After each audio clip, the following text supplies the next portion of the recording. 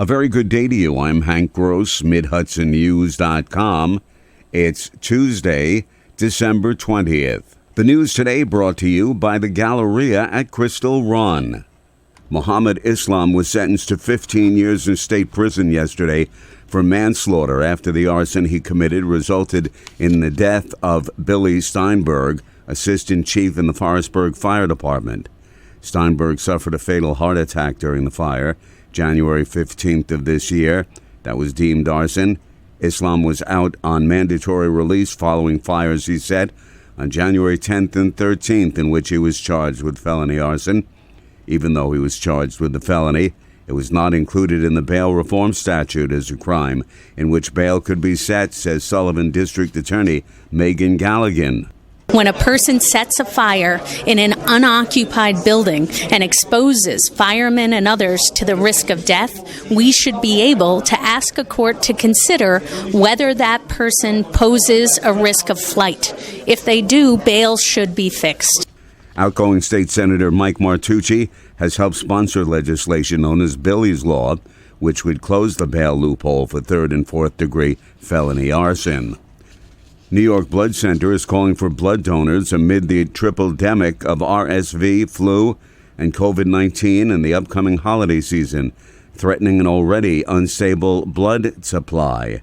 The Blood Center is celebrating the holidays by providing socks to everyone presenting donor at all 19 area donor centers. The promotion will be available through Wednesday, January 4th, as a way the Blood Center can thank the generous donors. The Ulster County Legislature last night voted to replenish the Tax Stabilization Fund, appropriating almost $6 million from the current budget surplus, as well as federal money allocated through the American Rescue Plan Act. The money will function as a heavily restricted reserve to offset any future financial crisis. Chairwoman Tracy Bartels of the county legislature says the last 2 years have presented the county with an unpredictable windfall in sales tax revenue that has allowed it to operate at a surplus, keeping property tax levies stable. She said it's their fiduciary responsibility to constituents to protect a portion of the revenue and reserve it for emergencies that may present themselves in the future. The holidays are here, and at Galleria at Crystal Run, you can find something for everyone on your list. Over 1 million square feet of joyful shopping. Visit over 100 retailers, including many locally owned businesses. Check out brand new stores like Lovisa, Rue 21, and Box Lunch. Don't miss Visits with Santa this season from Black Friday until Christmas Eve. Sponsored by Town Square Media. For all the details regarding hours, photo pricing, and special events, visit GalleriaCrystalRun.com. And happy holidays!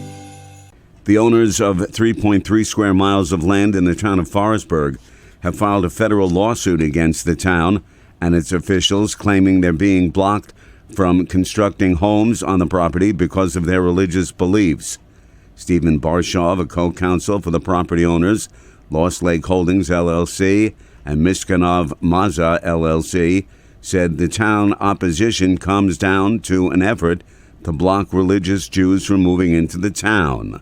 There's no mystery. The owners of the property are Hasidic Jewish, and the allegations in the complaint go into great detail as to why it is that this was the result of anti-Semitism.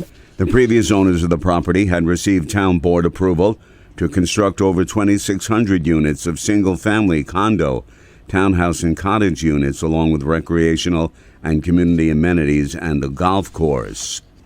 Matulu Shakur, one of the 1981 Brinks armored truck robbers in Rockland County that left 2 Nyack police officers and a security guard dead, has been released from prison.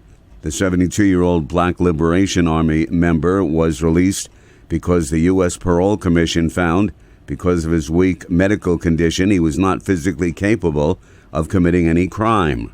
Rockland County Executive Ed Day, a retired police officer, was critical of the decision to release Shakur, the stepfather of slain rapper Tupac Shakur. A 24-year-old Fallsburg man has been charged with assault for allegedly stabbing his grandfather in the abdomen. The incident occurred last Friday. I'm Hank Gross, Mid-HudsonNews.com. The news today brought to you by the Galleria at Crystal Run.